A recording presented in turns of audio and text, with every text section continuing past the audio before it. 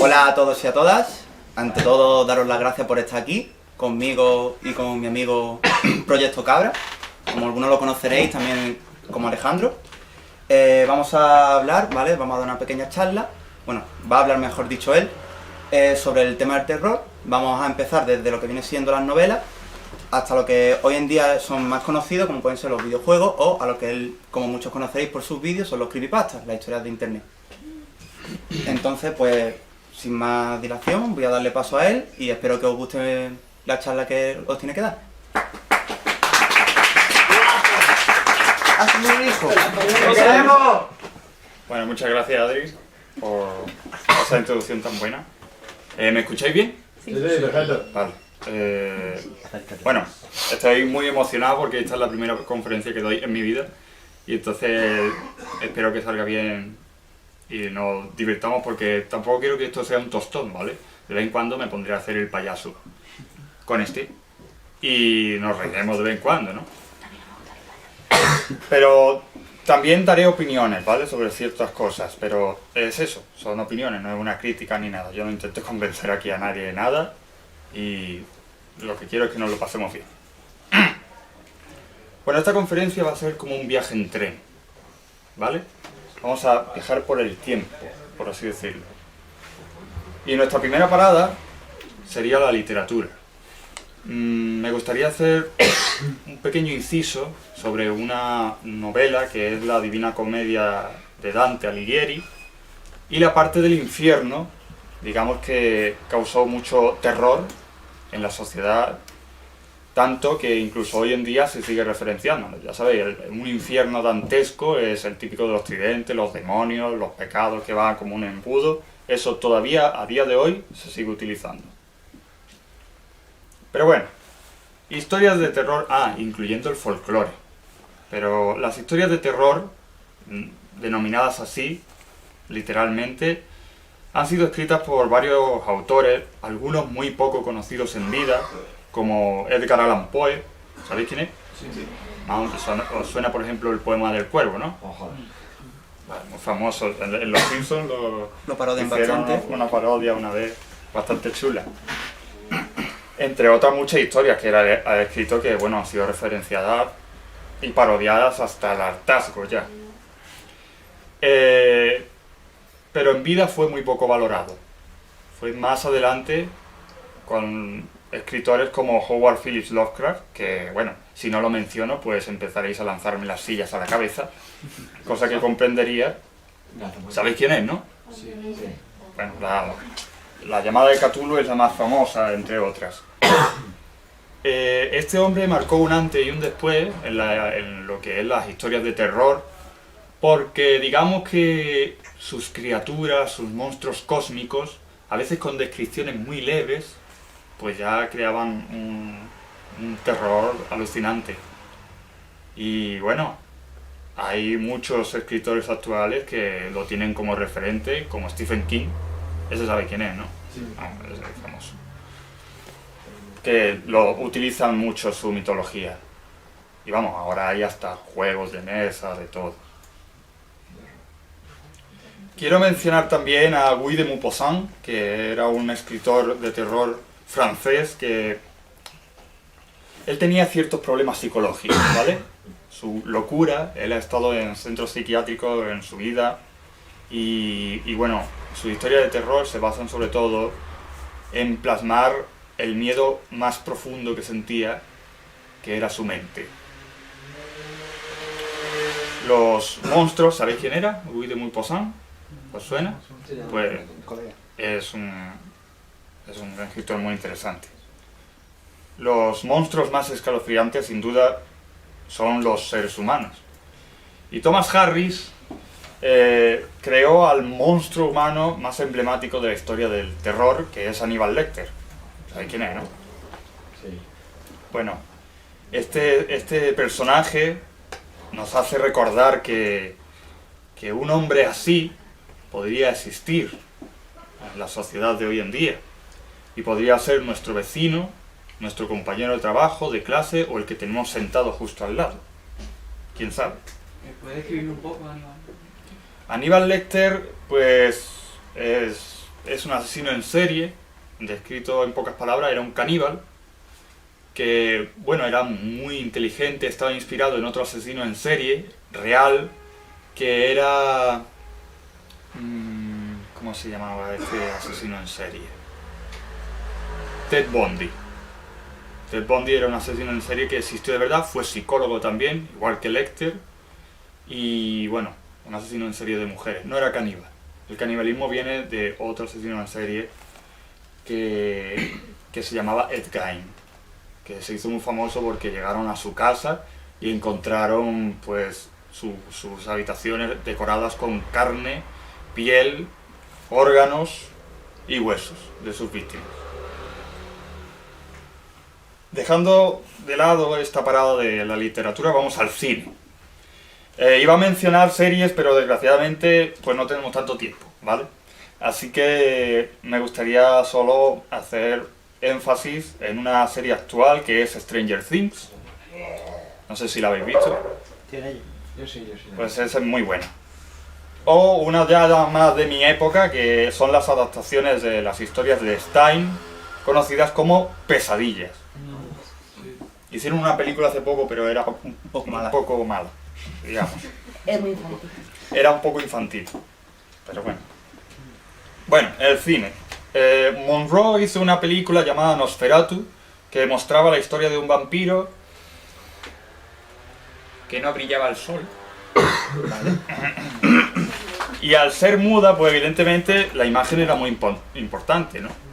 Yo recuerdo una imagen que estaba muy bien iluminada, que se veía a un personaje durmiendo, acostado, y la sombra del vampiro se alzaba sobre él así, se veía su sombra, y yo sinceramente, imaginarme que mientras estoy dormido me están acechando de esa forma, yo me cago. Literalmente, ¿vale? Evidentemente los vampiros son un tema que, bueno, se ha quemado bastante, ¿no? Pero la estética de esas películas antiguas, mudas, pues son utilizadas por muchos directores, como Guillermo del Toro. ¿Sabe quién es, no? Vale. Me siento obligado a mencionar a Kubrick. Stanley Kubrick y sus obras como, por decir dos, 2001 Odisea en el espacio y El Resplandor, esta última, inspirada en una novela de Stephen King, aunque Kubrick se tomó muchas libertades. Si leéis el libro veréis que no tiene absolutamente nada que ver, pero bueno, es Kubrick, se le puede perdonar. Kubrick maneja muy bien el silencio, ¿vale? Esas escenas de 2001 donde se oye solo la respiración de esos astronautas, en la que hay una tensión constante, eso es, hoy en día lo han intentado repetir en otras películas más actuales del espacio, pero o sea, no, digamos que no es Kubrick, ¿vale? No tiene esa esencia. Ese detalle hay que tenerlo muy en cuenta. Si tengo que decir alguno que más o menos se acerca, es la película de Alien, el octavo pasajero. Ahí sí funciona ese discurso. Bueno, quiero mencionar también las películas slasher. ¿Sabéis lo que es una película slasher? Bueno, vamos a explicarlo así de modo rápido. Una película slasher básicamente es, desde el primer momento, por así decirlo, son grupos de amigos, típica casa en el campo, todos americanos, todos muy guapos, todas muy guapas, y el asesino se ve desde el primer momento, siempre sabiendo quién es el asesino, ese asesino constante que persigue a los protagonistas, y al final dejan dos opciones, o acaban con él, o no acaban con él, el cual dejan un final más abierto y causa una serie más de películas. Claro, o sea, Viernes 13, Pesadilla en Elm Street, Scream, Chucky, todo eso son películas slasher. Estas películas fueron clave para el género de terror, sobre todo en la década de los 80 y los 90. Que esos personajes nos perseguirán toda la vida, incluso cuando vamos al baño, porque aparecen así y yo, vamos, a mí mi favorito es Jason Voorhees, sin duda.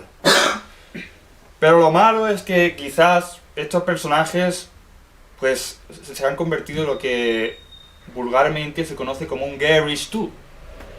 ¿Sabéis lo que es un Gary Stu? ¿No sabéis el término Gary Stu o Mary Sue en femenino? Que el Power es inmortal, ¿no? Yo haré un ejemplo sobre lo que es un Gary Stu o Mary Sue. Yo Soy un estudiante normal y corriente de 16 años y estoy estudiando la ESO. ¿Vale? Y entonces se produce un ataque zombie.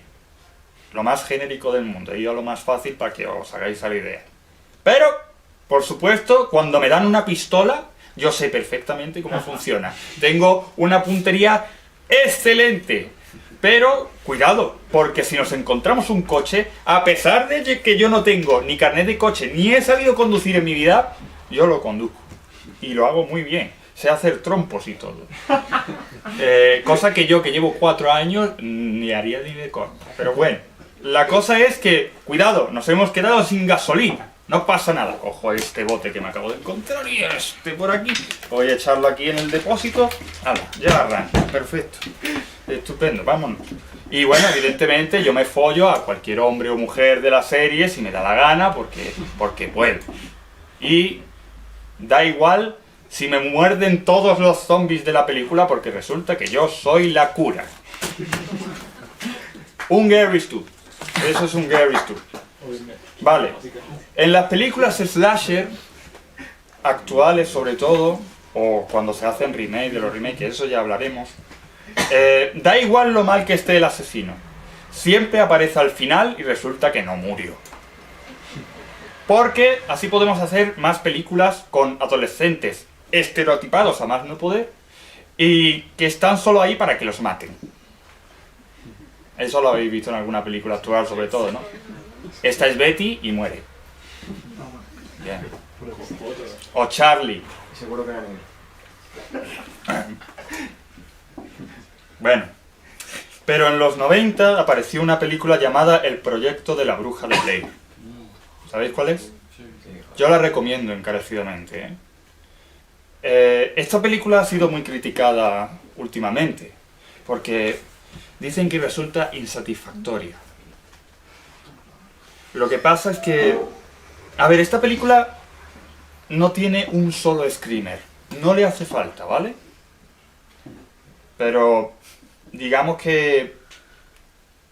Es que si yo os dijera, si vosotros sin tener ni idea os dijera que la película de la bruja del proyecto de la bruja de Blair es real, os lo podríais tragar. Esas escenas son supernaturales. ¿Entendéis? O sea, si la veis, os daréis cuenta de que eso podría ser de verdad. Pero ¿qué pasa? Que por lo visto, eso, se critica que es insatisfactoria. Quizá eso dio lugar a que estén trabajando en una secuela, ¿vale? Pero, a ver, es lo que he dicho yo antes. Estamos en la época de las secuelas y precuelas. Que eso está, vale, ok, nostalgia, pero admitamos que nunca serán mejor que las originales. Pueden estar bien o ser una tremenda mierda. Que eso pasa. Eso pasa. Pero bueno, yo creo que el cine de terror que satisface actualmente, al menos esa gente que dice que es insatisfactoria, son las películas como REC. ¿Sabéis cuál es REC? ¿No? Sí. ¿Habéis visto? ¿Alguna habréis visto? Espero que la primera. Sí. Y ojo, no es una mala película, ¿eh? No es mala, para mí no fue una mala película, a mí me encantó. Pero claro, si lo que queréis es salir del cine taquicárdicos perdidos, con el corazón en la boca, y ahí, mamá, bueno, ya bueno, pues no, o sea, perfecto, si queréis eso, y a ver ese tipo de película. A ver, los screamers, ¿sabéis lo que son un screamer? Vale, los screamers pues son una herramienta fácil en el cine de terror, es fácil. Pero no debe ser lo único, no es lo mismo el screamer de la película Rabbits de David Lynch. ¿La habéis visto? Es raro que la hayáis visto porque es un cine experimental, pero no tiene nada que ver como el screamer de la película REC. Como todos los screamers de la película REC. Vamos a poner un ejemplo. ¿Cómo sería esta conferencia según REC? Me va a ayudar Adri. Vale. ¿Listo? Por supuesto. Bueno, pues estamos aquí para... ¡Ay, susto! Y estamos aquí. ¡Ay, susto! Y quiero dar las ¡Susto! gracias. Basta.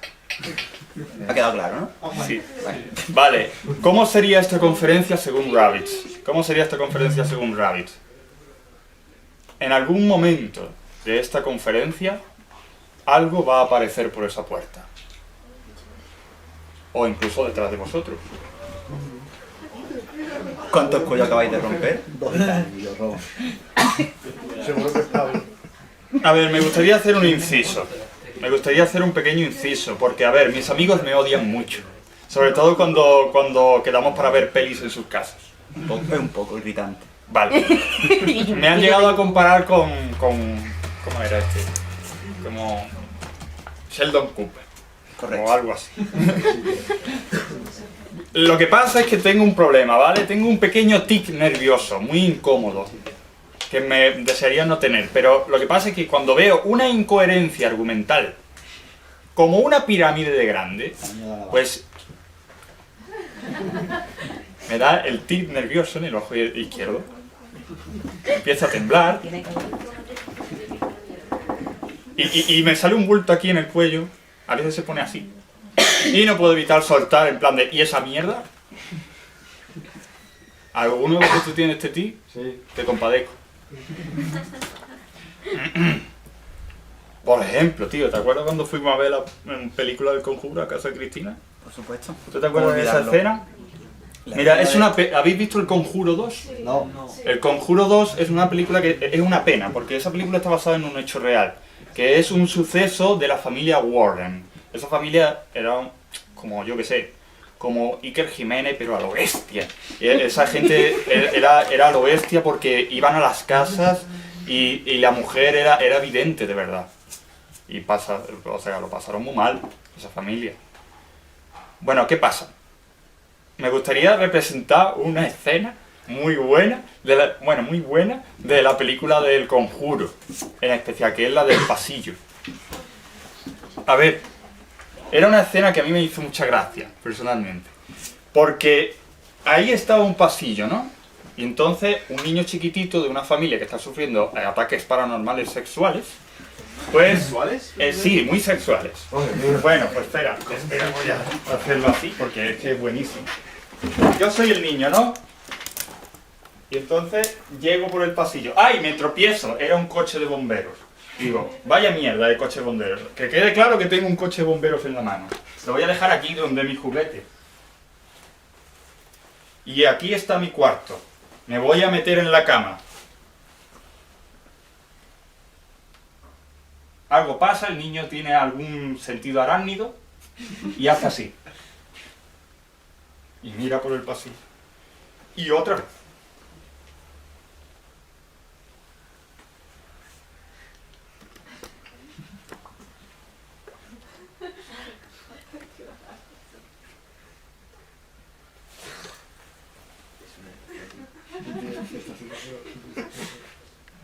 Hasta 4 veces lo hace el niño. Yo en ese momento dije, dije, niño, ¿qué te pasa? Y entonces a la 4ª vez el niño se mete en la cara y ¡oh! Un coche de bomberos aparece salvaje y se pone aquí. Y un screamer. Es que le escriben al coche de bomberos. O sea, es que no, si ya de paso, ¿por qué no ya de paso me ponéis un cartel que diga cuidado que te voy a asustar? O sea, ya es que ya ni es screamer ni nada, porque es que ya te lo juega, vaya. A lo mejor soy yo, pero yo me lo esperaba, vaya. ¿Habéis visto cómo lo he representado? Sí. Pues era igual. Bueno, ojo, no he mencionado títulos como Saw, El Cien Pies Humano y todas estas películas muy sangrientas, porque eso es género de horror, ¿vale? Y son películas que lo que quieren es que cuando, yo qué sé, cuando este se corta un trozo de aquí de carne, vosotros hagáis... O cuando se empieza a sacar el ojo, tú hagas... O cuando se empieza a cortar la polla, tú hagas... ¿Sabes? Es que eso pasa mucho. Es un cine que se está haciendo mucho hoy en día, pero no es terror, es horror. Y eso hay películas ya que ya marcaron su antes y su después, como, yo qué sé, Holocausto Caníbal, por ejemplo, que ya ha llovido de esa película. o una que salió hace poco era la de un film serbio. Pero esas son películas para que tú te mueras de asco, para que tú sufras. Si quieres pasarlo mal, mira esas películas. ¿De qué va el film serbio? Un film serbio va sobre gente que hace películas en NAF, pero asquerosas. En fin. No sé, no me jodas que no entiendo. A ver. Sé que estáis pensando que me he dejado muchas películas terroríficas como, yo qué sé, El Exorcista, Paranormal Activity, El Escuadrón Suicida. Pero ya me gustaría tener tiempo. Esa era mala. Daba miedo, de verdad. Sí, vaya que sí da miedo. Yo soy muerto de miedo. El nuevo yo. Bueno, vamos a pasar a videojuegos. Pasemos a videojuegos. Bueno, si tengo que comenzar con un título de terror antiguo que yo haya jugado y sin duda tengo que decir que es bastante bueno, a pesar de que era de Super Nintendo, es Clock Tower. Si podéis jugadlo, en serio. ¿Cómo se llama? Clock Tower, reloj de la torre, sería en español traducido. La historia es genial. Está en inglés, porque llegó solo a Japón y poco más. Pero muy bueno, ¿eh? Luego sacaron secuelas, pero no son tan buenas. La primera de Super Nintendo, ese juego está increíble. Bueno, tranquilos, que voy a mencionar a Silent Hill, Resident Evil, que a pesar de que estos títulos poco a poco tiraban más a la acción, ¿no? Los posteriores a los primeros tiraron más a la acción, pues hay que decir que, vamos, mencionar Silent Hill y Resident Evil en juegos de terror es obligatorio, totalmente obligatorio. Pero es lo que yo digo, tiraron un poco más a la acción. Quizás viendo que los juegos de terror se han vuelto muy comerciales hoy en día, pues surgió el fenómeno indie. Con títulos como el Lender, ¿no? El Lender lo habréis escuchado o visto en algún youtuber o algo seguro, ¿no? Vale. A pesar de ser un juego simple, pues es un buen referente para hacer un juego de terror que sea de estos de linternas que se han puesto tan famosos. Por supuesto, Five Nights at Freddy's, que resultó ser un juego independiente de terror y uno de los más valorados de los últimos años, vaya. A mí no me gusta. Es regular.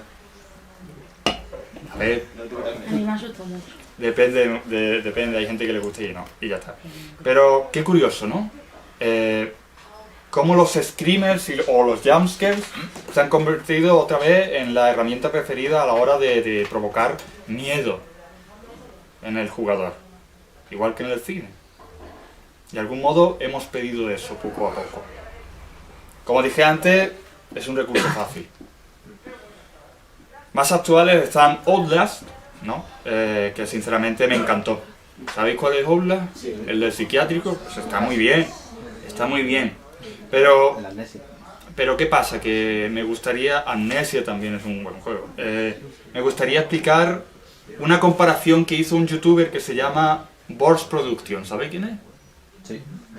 Bueno, pues Boss Production hizo una comparación. A ese tío le encantan los juegos de terror. Él es un fanático de los juegos de terror. Y hizo una comparación entre dos escenas muy parecidas de Outlast y Silent Hill 3. Os lo describo, ¿vale? Para que más o menos os pongáis a la idea. Se veía un pasillo, ¿no? En los dos, en ambos. Se veía un pasillo, ¿no? Y aquí, si continuabas, te dejabas aquí a la izquierda una silla de ruedas que estaba volcada o tirada. La escena en Outlast, como es primera persona, simplemente teniendo en cuenta toda esa atmósfera que tiene Outlast. O en Outlast te sientes en peligro en todo momento, pero ¿qué pasa? Que cuando tú tenías la cámara en primera persona, andabas y te dejabas aquí la silla y tirabas y ya está. No pasaba nada. En Silent Hill no pasa nada tampoco en esa escena, pero la cámara demuestra que hace mucho. Mira, el Silent Hill 3 es en tercera persona, pero qué curioso. Cuando tú entras a ese pasillo con esa silla de ruedas, la cámara está aquí, ¿no? Estaría aquí grabándote desde arriba y la protagonista camina. Y cuando ya estás casi al lado de esa silla de ruedas, la cámara se va a la silla de ruedas. Y es muy interesante cómo eso lo cambia todo, porque se ve que te estás acercando a esa silla, pero esa silla, la rueda empieza a hacer así. La rueda. ¡Mierda! Te haces mierda, porque la silla no hace nada. O sea, ya con eso, ya... Es que eso es una cosa que se está perdiendo mucho, que es el lenguaje visual. Y eso en Silent Hill 3 se hizo muy bien. El Outlast está muy bien, pero le falta eso. Creo yo, ¿eh?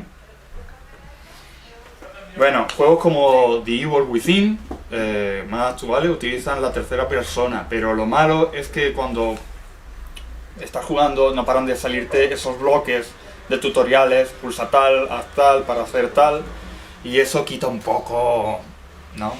Quita un poco el encanto. Y bueno, el ritmo del juego es regularcillo, porque te lo meten todo de golpe, ¿no? Llegas, ¡ay, que me he caído en un boquete, me he torcido la pierna! ¡Ay, me está persiguiendo un asesino! ¡Ay, que no llego! ¡Ah, las paredes salen cuchillos de las paredes! ¡Ay, que me caigo por un tobogán lleno de sangre y caigo encima de cuerpos! Y ya todo lo demás es mucho más suave. O sea, te lo meten todo de golpe y después es como un tobogán. Sube, ¡ay, que empinado está! Y luego se hace fácil. Bueno, Until Dawn. ¿Sabéis cuál es Until Dawn? Ay, Dios mío. Recoge el género de cine slasher, que antes he mencionado, ya, y sin duda consigue mantenernos en tensión. Pero, sinceramente, yo veo un poco incoherente la premisa del juego.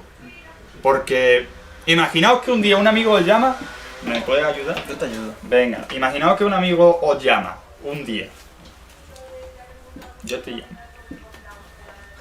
¿Sí? Ali. ¿Y qué pasa? Nada, mira que soy yo, que estoy llamando a toda la peña para que podamos quedar todos juntos y ir a la casa esa del campo. ¿Qué casa del campo? Pues esa del campo que está... ¿No te acuerdas? ¿Esa, ¿Aquí esa casa? donde murió Mary? Sí, esa, ahí. Anda, vete. ¿Hola? ¿Hola? Bueno, pues en la realidad lo que pasa es que todos se reúnen otra vez. Irónicamente, todos vuelven. A ver, sí. Pero por lo demás está muy bien. Bueno. Termino esta parada con Silent Hills PT. ¿Alguien conoce o ha escuchado de este juego? ¿Esta demo? Sí. Vale, Silent Hills PT sin duda fue un gran trabajo visual. Y la tensión... Adiós, se hizo la luz. Y la tensión pues permanece. Pero ya lo dijo Kojima en su día. Esto solo era una demostración genérica, para probar el Fox Engine, que es un tipo de gráficos que hay. Eso es lo único que le veo de simple a pesar de lo innovador que es. Pero es que lo hicieron así a posta. Lo hicieron genérico para probar esos gráficos. Y lo dijo Kojima, no lo estoy diciendo yo. Si empezamos a recoger lo mejor de todos esos juegos y lo plasmamos en una obra, puede que salgan cosas alucinantes como Undertale. ¿Sabéis qué juego es? Undertale. Pues, aunque no sea un juego de terror, es un collage. Es un collage de grandes juegos y por supuesto tuvieron en cuenta algunos títulos de terror. Y se nota, en algunas partes se nota. Un recurso muy bueno es romper la cuarta pared. ¿Sabéis lo que es romper la cuarta pared? ¿Seguro? Explícalo de todas formas, por si alguien no lo sabe. Una explicación así básicamente bastante rápida sería: el personaje del juego, dicho juego, sabe que está en un juego. Y en algún momento puede decirte, ¿qué haces aquí, jugador? Y te habla como si estuviera contigo.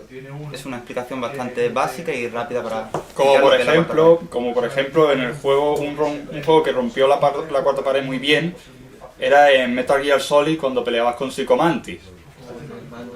O la locura en Eternal Darkness. Quién sabe qué nuevos títulos saldrán de terror, ¿sabéis? Finalmente llegamos a nuestra última parada. Las creepypastas, o historias de terror nacidas en foros de internet. Narran experiencias espantosas de usuarios, la mayoría anónimos, que a veces eran tan espeluznantes, pero tan acojonantes, que la gente se los creía. Creían que eran reales. Por ejemplo, Slenderman. Sí, hubo un tiempo que el Slenderman creían que era de verdad. El Slenderman nació como un montaje fotográfico para un concurso de un foro llamado Something Awful, en el que Víctor Surge hizo un montaje de un monstruo que perseguía a niños. Y a partir de ahí, eso fue creciendo hasta lo que fue hoy. Hasta que un día, 2 niñas de 13 años apuñalaron a una compañera de su clase creyendo que el Slenderman era verdad, porque el Slenderman se lo había dicho, yo qué sé, era una cosa de eso. Están locas. Incluyendo Jet the Killer, Salgo, Smile.2, The Rake, etc. Se dice que las creepypastas serán reconocidas como la literatura de terror del siglo XXI por muchos autores de este género, yo incluido. Yo pienso que sí, porque todos esos monstruos de las creepypastas que ya he mencionado antes son los Drácula, los Jason Voorhees, los Frankenstein, los Aníbal Lecter que hay ahora entre nosotros en la actualidad. Al menos yo lo veo así, no sé vosotros. Hay creepypastas que han provocado auténticas paranoias colectivas, como el caso de Candle Cove. ¿Habéis escuchado esta creepypasta? Mira, la cuento así muy rápido. ¿Sabéis cuál es el foro de temática Chan 4chan? Sí. Es un foro anónimo. Bueno, ya hay muchas historias muy grotescas ya. Pero alguien abrió un tópico preguntando: ¿alguien recuerda esta serie? Se llamaba Candle Cove y era una serie de piratas. Entonces empezaron a surgir respuestas de gente que decía: sí, yo me acuerdo que salió un personaje que tenía un bigote muy grande, que le faltaba un brazo, que era un esqueleto con la quijada que se le movía así, etc. Empezaban a salir cosas. Y claro, una paranoia colectiva brutal. Hasta que un día el supuesto mismo posteador que había abierto ese tópico respondió: hoy he ido a visitar a mi madre al asilo y le he comentado sobre este tema. Y ella me respondió tal que así. Me dijo: sí, claro que recuerdo esa serie de piratas. Te quedabas mirando horas a la pantalla estática mientras imaginabas a esos personajitos que tú te creabas en tu mente. Tenías mucha imaginación. Y se fue la luz. Hay otras grandes series de creepypastas que se podría escribir una novela perfectamente, como The Holders, que es muy extenso de explicar, pero es muy interesante y yo lo recomiendo, si os gusta el género. Concluyo ya diciendo que, qué curioso, ¿no? Comencé hablando de la literatura y he terminado con creepypastas, que son esas historias escritas por autores que aman este género, que es el terror.